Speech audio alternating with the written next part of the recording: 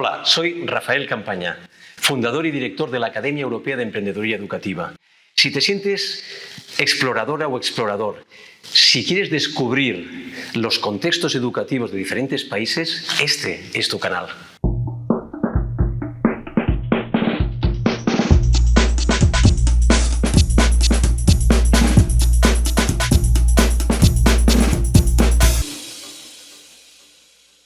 Bienvenidas y bienvenidos a Un Mundo y la Educación, este canal que le pone cara a esos contextos educativos, sociales, económicos, que están muy vinculados con la educación de los países. En este caso vamos a hablar de Ecuador.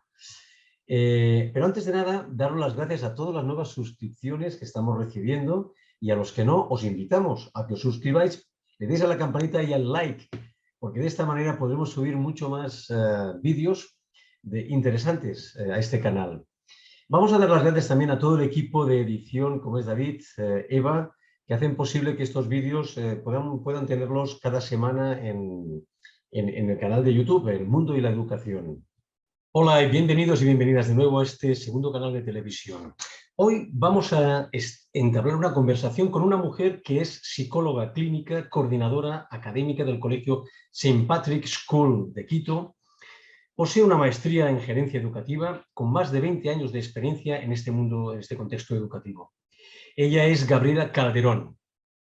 Y vamos a poner el foco de atención en un país de unos 18 millones aproximadamente de habitantes, donde aproximadamente 2 millones supera solamente la edad de 18 años. Es decir, aproximadamente el 69% de la población está en edad escolar.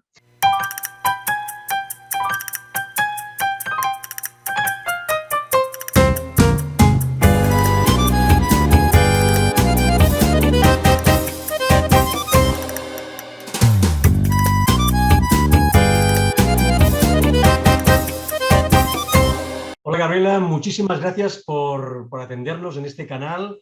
Y la primera pregunta que te voy a lanzar es un poco si podrías compartir un poco esas estructuras educativas del país, de Ecuador. Bueno, muchísimas gracias. Gracias por la apertura para esto. Bueno, sí, el Ecuador tiene un sistema educativo regido por el Ministerio de Educación, que está dividido en distintas instancias, digámoslo así, la educación fiscal, que maneja el gobierno, la dictamina el gobierno, la fiscomisional, que es asociada con otras instancias, y la particular, que es en donde yo me desempeño actualmente. Tenemos una ley orgánica de educación, que es la que nos rige actualmente, que ya desde algunos años atrás hemos estado con toda esta ley en vigencia, aplicando distintos objetivos académicos, que si bien en ciertas instancias tal vez no se llegan a cumplir, más aún en este periodo de pandemia, pero es esa ley la que y el reglamento a esa ley la que nos rige a nosotros como instituciones a nivel nacional. No importa el nivel de sostenimiento, es decir, si vienen por el Estado o en esta asociación con el Estado y otras instancias, o las instituciones particulares, que es donde yo más experiencia tengo, ¿no? Ese es un poco cómo nos manejamos. Tenemos, bueno, hay varios niveles de educación. Está el nivel de los más pequeños hasta la edad de prebásica, que son los 4 años, 4 o 5 años. A partir de los 5 años inicia la educación general básica, que son los niños de inicial, digamos, lo que es, o se le conoce más a nivel mundial como el kinder, y a partir de eso empieza hasta un 10º de básica, que son 10 años de educación general básica, para culminar con un bachillerato. Esta ley también te permite tener distintos tipos de bachillerato. Hay los bachilleratos técnicos y los bachilleratos en ciencias. Los bachilleratos técnicos, los estudiantes salen con perfiles técnicos, ya sea en mecánica, en distintas habilidades, si queremos hablar así. Y en la parte de las ciencias se estudian, digamos, todas las ciencias para que los chicos puedan en un futuro tomar una decisión basada en eso. Hoy por hoy están tratando de dar un impulso a la parte de las artes, es decir, un bachillerato en artes para que se complemente también esta formación humanística que sí estaba faltando en esta ley que tenemos ya varios años. Básicamente eso es un poco cómo nos manejamos a nivel de estructuras, teniendo en lo que es asignaturas, y te puedo compartir en esta parte, tenemos asignaturas del tronco común que se llama, es decir, asignaturas que tienes que impartirlas sí o sí, y también la instancia del ministerio te da la opción para que cada institución puede impartir ciertas asignaturas o ciertas horas a la semana a libertad y disposición de las instituciones educativas. Y básicamente eso es como nos hemos manejado ya desde hace algunos años atrás, desde hace algunos 15 años, si no me equivoco, con esta ley y este régimen educativo. Entonces, Gabriela, gracias. Entiendo que el currículum base es igual para la escuela, digamos, pública que privada, ¿o hay diferencias significativas? De hecho, el currículum es similar, es decir, como te digo, tienes asignaturas del tronco común que se les llama que son matemáticas, lengua y literatura, que son ciencias naturales, ciencias sociales, que es el estudio de todo el entorno. Tienes lo que es educación física, que es la parte deportiva que tienen que tener los chicos, la parte artística, y hay ciertas opciones que tú puedes impartir. Sin embargo, hoy por hoy, posterior a la pandemia particularmente, el ministerio ha permitido que las instituciones educativas propongan distintos proyectos de innovación. Entonces, las instituciones pueden presentar proyectos, obviamente sustentados con ciertos lineamientos, ciertos reglamentos para poder proponer. El idioma inglés, si bien está en el currículum, si la lengua extranjera para nosotros está en el currículum, hay otras instituciones que imparten otras lenguas, como el quichua, que es propia de nuestra nación, pero como te digo, tiene ciertas horas para impartirlas, hay un currículum específico para eso, pero las instituciones, particularmente las que estamos en el área particular, sí como que le damos un poquito más de énfasis en esas áreas, ¿no? Sobre todo en el idioma, particularmente en la institución donde yo trabajo, somos una institución bilingüe, hemos presentado un proyecto para que nos permitan manejarnos como institución totalmente bilingüe, ya que mis estudiantes sí tienen este currículum nacional dividido entre español e inglés, para que puedan salir con un perfil al nivel del marco común europeo. Los estudiantes salen con un nivel B2, entre B1 y B2, que es bastante bueno para poder desenvolverse en el idioma inglés para nosotros. Los chicos de las instituciones fiscales o de educación bilingüe, los proyectos bilingües también manejan el quechua, que también lo utilizan. Desconozco, no te podría decir compartir muchísima información de eso porque hay ciertas instituciones que lo manejan ya como su segunda lengua. Y de hecho la ley es la Ley Orgánica Intercultural Bilingüe, que fomenta un poco para que las instituciones también puedan impartir este segundo idioma, ¿no? Que también tenemos culturas que manejan esa lengua. Entonces, Y te sí iba a hay una comentar, cierta flexibilidad. sí, muy bien. ¿Qué porcentaje de escuela pública respecto a la privada existe? ¿Es un 50-50? ¿Hay mucho más público que privado? ¿Cómo funciona en Ecuador? A ver, sí hay bastante, yo creo que sí hay diferencia. De hecho, a veces los particulares nos sentimos como tratados de una manera diferente, es decir, como que nos segregan a los particulares, ¿sí? Obviamente, el nivel de población que acude a la educación fiscal o a la educación del Estado, el número es muchísimo más alto por las situaciones económicas. En este año, último año y medio que hemos pasado, muchos de los estudiantes de las instituciones particulares han tenido que pasar al sistema fiscal por la misma situación económica. Entonces, exactamente así como a nivel de estadísticas, sería complejo indicarte números exactos, te engañaría si te doy un número exacto, pero sí es un porcentaje bastante alto. Ya te digo, la demanda es altísima, conseguir un cupo a nivel fiscal es bastante difícil.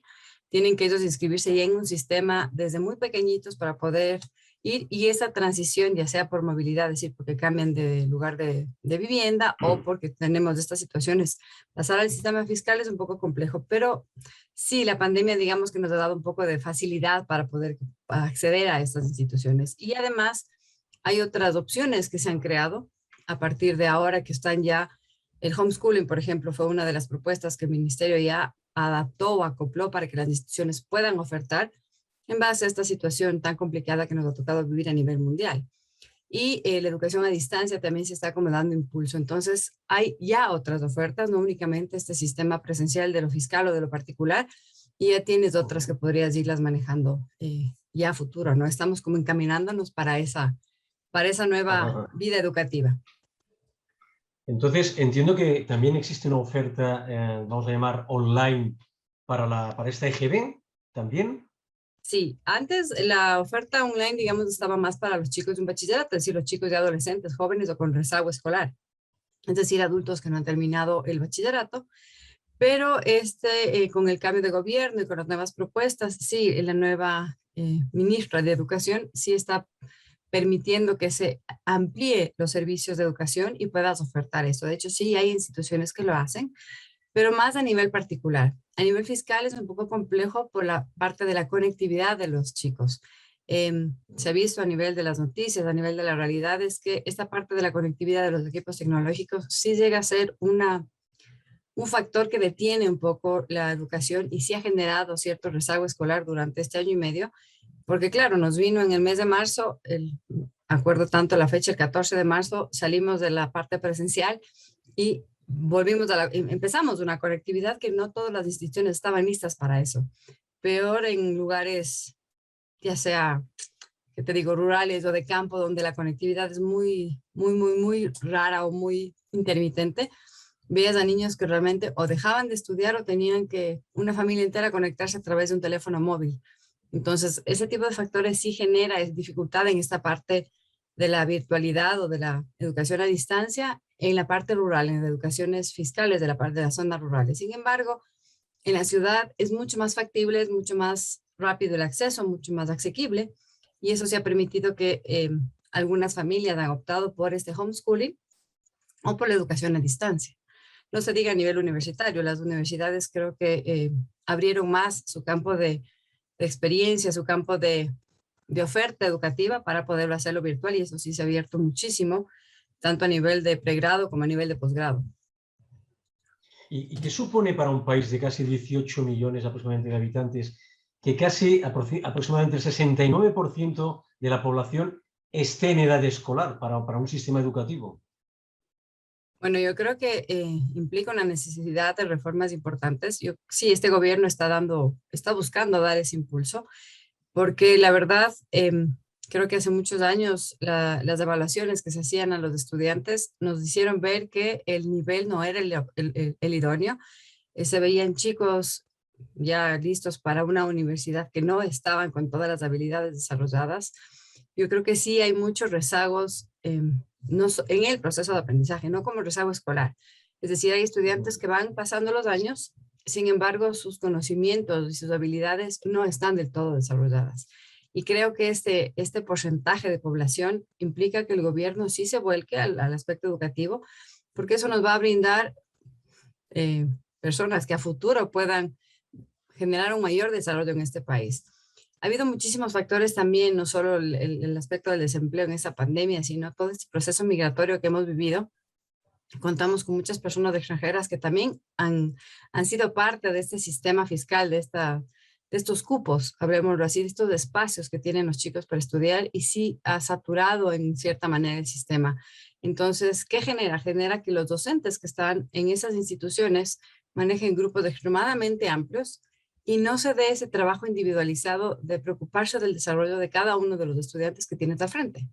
Porque un docente, si bien puede estar lo más capacitado, lo más preparado, tenga todas las herramientas que pueda, pero si tiene un grupo demasiado numeroso, va a llegar a un punto que se te van estudiantes de la mano, y sobre todo los que pasan desapercibidos van pasando así y van atravesando su sistema escolar de esa manera, y generamos que adultos o jóvenes adultos que no están listos para enfrentarse a un mundo que implica tecnología, implica conocimiento, implica una lucha, implica todos estos procesos que hoy por hoy están requiriendo ya nuestros estudiantes en un nivel Porque, universitario. Gabriela, ¿sobre qué ratios estamos trabajando aproximadamente en Ecuador ahora? Ratios hablo en general, en la escuela pública, privada, más o menos.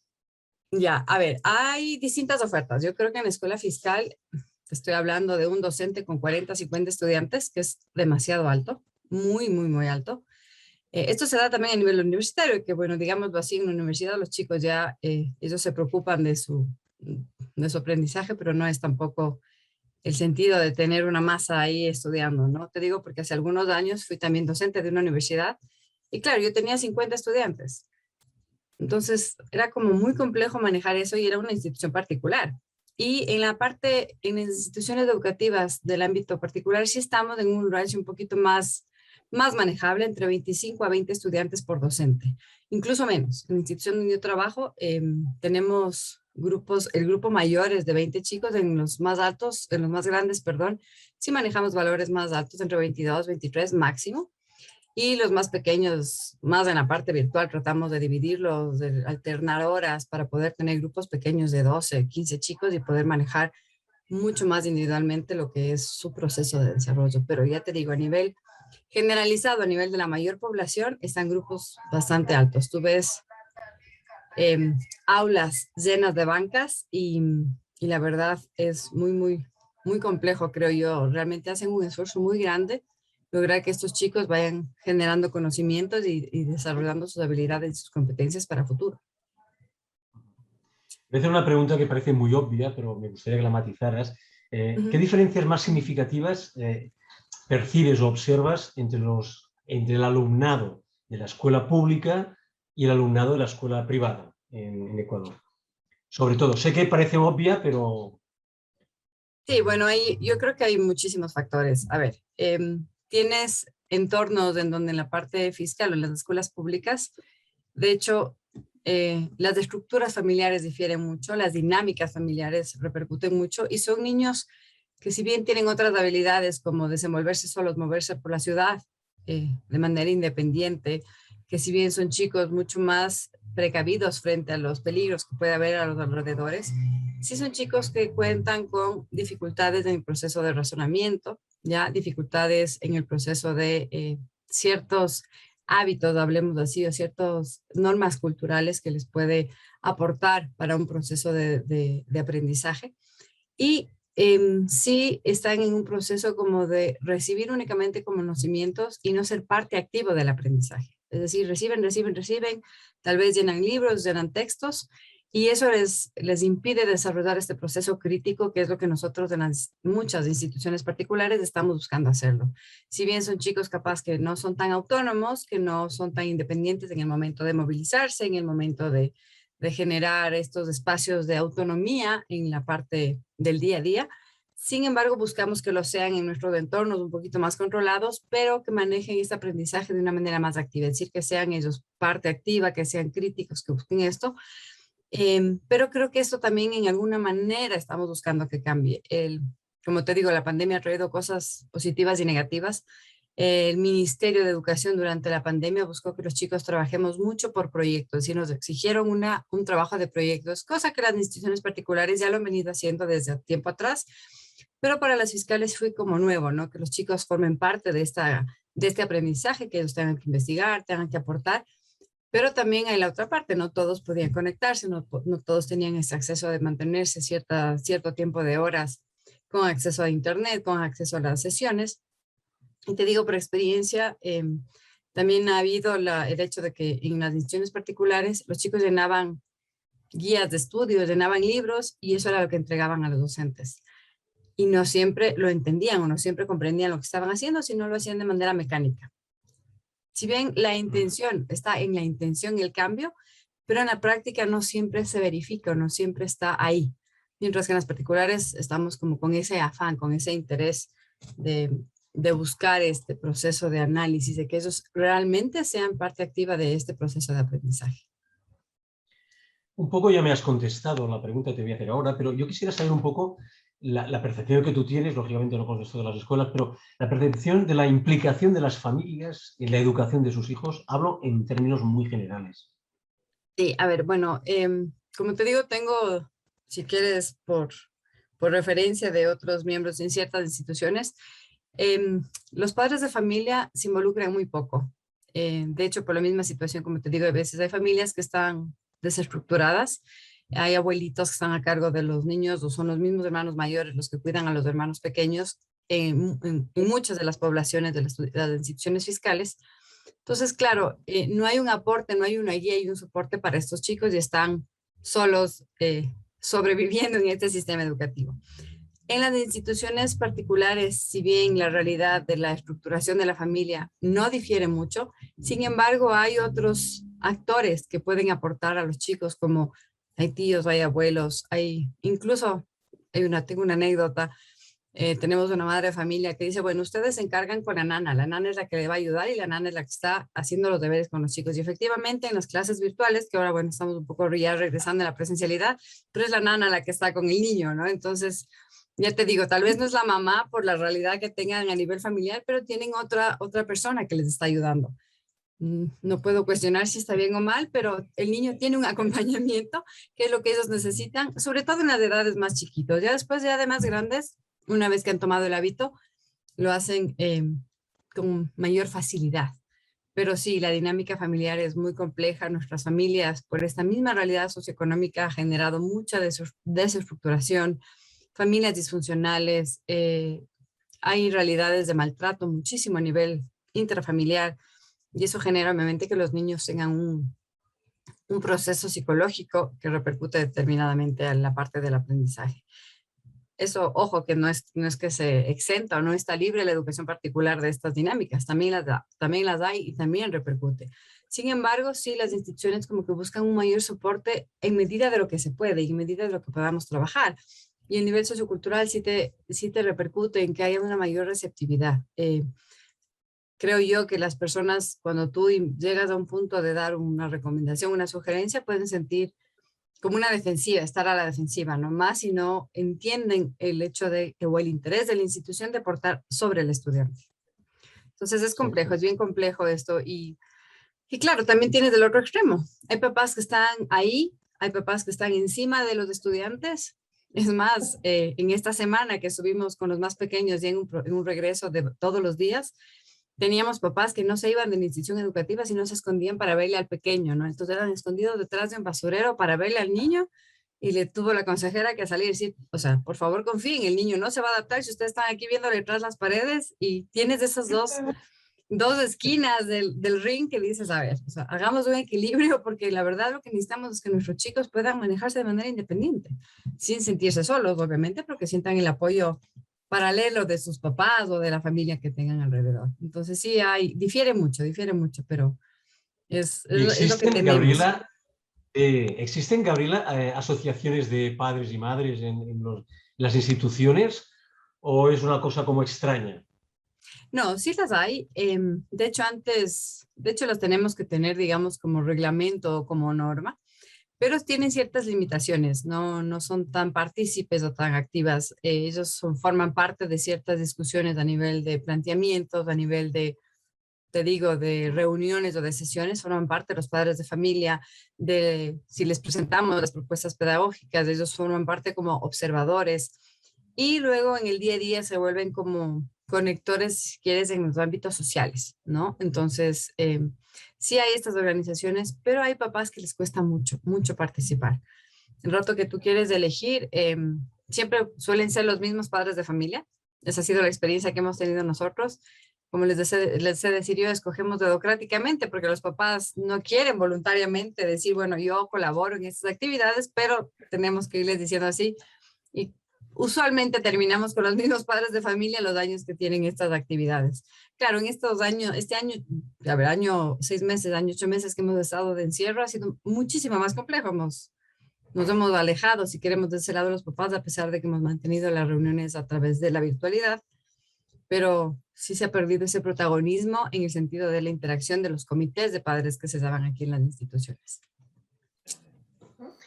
Y te voy a preguntar una cosa, ¿qué percepción crees tú que tiene la sociedad ecuatoriana respecto a la figura del maestro, del profesor, de la educación, de su importancia? ¿Qué percepción tienes tú respecto? Hablo en general, ¿eh? Son términos subjetivos, Sí, pero... claro que sí. A ver, yo creo que este último año y medio nuevamente nos han dado más valor del que teníamos antes. El tenerles a los Sí. chicos en casa han hecho ver que el trabajo que hace cada docente, la verdad que es increíble. Yo veo a mis docentes, muchos de ellos han dejado incluso, tenemos hijos de profesores que están dentro de la institución y son chicos que se manejan más solos que los demás, porque sus papás están de docentes y los docentes están a cargo de los niños. Entonces, para los papás ver la entrega de los docentes, creo que hoy por hoy ha habido una mayor valoración frente a eso, porque previo a esta situación mundial que hemos estado viviendo, sí ha habido muchos padres, sobre todo en las instituciones particulares. De esto creo que en las fiscales difiere un poco. Las instituciones particulares, si el niño cometía alguna falta, un buen porcentaje de papás hacían responsable al docente de la falta del estudiante. Entonces, claro, era el docente o la parte directiva el responsable de lo que la falta disciplinaria, académica, cualquier dificultad que tenga el chico, el responsable éramos nosotros. Mientras que en las instituciones fiscales, como te digo, esta falta de estructura y de cercanía con los chicos era como que no había mucho vínculo frente a eso. Entonces, tienes que hacer lo que la profesora diga. O la señorita, que le saben decir, la señorita te dijo que hagas, te toca hacer. Entonces les ponen mucho más a eso la responsabilidad sobre el pequeño. Pero sí, creo que los docentes no son, no solo en la parte económica, pero no son considerados o no son valorados porque están formando a estos pequeños en la parte humana, en la parte académica, en la parte social, están apoyando en toda esa parte, incluso en la parte emocional. Los docentes tienen un vínculo emocional, pasan a veces más tiempo con los estudiantes que con sus papás. A veces les decimos nosotros, son más nuestros que de ustedes en ocasiones, porque les vemos mucho más que les ven a los chicos, ¿no? Entonces sí, no considero que sean reconocidos de la manera que tienen que ser reconocidos. Y no solo por el aspecto económico, pero sí ese reconocimiento, decir, mira el trabajo que están haciendo, mira el esfuerzo que implica, mira las horas de trabajo extra que tienen que tener los docentes para cumplir con una actividad pequeñita. Esta virtualidad ha hecho que los docentes tengan que generar recursos para mantener una clase dinámica y que te toma horas hacer, ¿no? Es un tiempo de 20 minutos, ¿no? O sea, son horas de realizar una actividad, de que las profesoras les hagan a los niños chiquitos un juego, una canción, un video, no sé, miles de recursos que han aplicado y mis profesores, ya te digo, han tenido que trabajar a veces 12, 13 horas para poder cumplir con 45 minutos de una clase y que puedan ellas tener actividades que los chicos puedan engancharse. Porque no es sencillo mantener a chicos de edad escolar 40 minutos frente a una pantalla. No es sencillo. Los profesores han hecho realmente un esfuerzo sobrehumano, considero yo. Entonces sí necesitan un mayor reconocimiento del valor que tienen y del aporte que tienen sobre nuestros pequeños. Tú has sacado el tema, siguiendo un poco el hilo de la conversación, el tema económico. Yo no sé, más o menos, no sé cómo están los sueldos en Ecuador en general, pero ¿tú crees que el sueldo de un maestro, de un profesor, sueldo básico, más o menos, es un sueldo que te permite profesionalmente vivir de tu profesión holgadamente, o es un sueldo muy justo, o cómo lo ves? Yo creo que en la parte fiscal se maneja un proceso de escalafón. Entonces, los profesores tienen que permanecer todo el tiempo en procesos de capacitación para poder ir ascendiendo en ese escalafón y poder ir incrementando estos valores. Ha habido momentos en que los profesores en la parte fiscal no han sido cancelados sus haberes económicos y esto ha generado obviamente que no puedan mantener eh, al día, digamos, sus labores en el sentido financiero. Pero en la parte educativa particular, hay instituciones que sí puedes tener, digamos, sueldos competitivos, mientras que en otras no. Porque también tienes padres de familia que dicen, no, o sea, hay una preocupación muy grande a nivel de instituciones particulares, que son las carteras vencidas, de padres de familia que dejan de cancelar sus haberes económicos. Entonces, ha habido papás incluso que te reclaman y dicen, yo te estoy pagando el sueldo, entonces tienes que hacer tal y cual cosa, entonces te imponen, ¿no? Entonces, a ver, usted no me paga a mí, la institución me paga a mí, usted tiene que pagar a la institución por todos los servicios que brinda. Pero sí, es muy complejo con un sueldo de docente manejarte en una holgura económica, si queremos hablar así. Si es que eres capaz solo, no tienes hijos y tienes un lugar donde vivir, podrías hacerlo. Pero si tienes que cubrir arriendo, vivienda, alimentación y eso, ya es complejo. No te avanza fácilmente en la parte de sueldo de docencia. Claro, esto liga un poco con la pregunta que te hacía antes. ¿Qué valoración hace la sociedad? Cuando hablo de la sociedad, hablo del gobierno, hablo de las instituciones políticas que valoren esta tarea, ¿no? Y esto muchas veces se valora también con el sueldo y con... Bueno, ya veo. Bueno, hemos llegado al final de esta primera parte de Ecuador con Gabriela Calderón, donde hemos hablado no solamente de las estructuras, sino también hemos hablado de un tema que para mí es muy interesante, y es que hay un gran porcentaje de la población que está en edad escolar. Realmente es un país muy escolar. Y este tema es muy interesante. Hemos hablado también un poco de las diferencias entre la escuela pública y privada, que creo que es interesante subrayar. En el próximo capítulo, en el capítulo 2 de Ecuador, vamos a ver otros temas que son igualmente apasionantes. En esta segunda parte vamos a hablar de temas como son las TICs, las nuevas tecnologías en las aulas, qué papel están desempeñando las extraescolares. Vamos a ver si hay algún tipo de extraescolares. Y una cosa muy importante, vamos a ver si existen cambios estructurales por parte gubernamental a niveles educativos en este país. Muchísimas gracias por habernos sintonizado y nos vemos en la segunda parte. Hasta la próxima.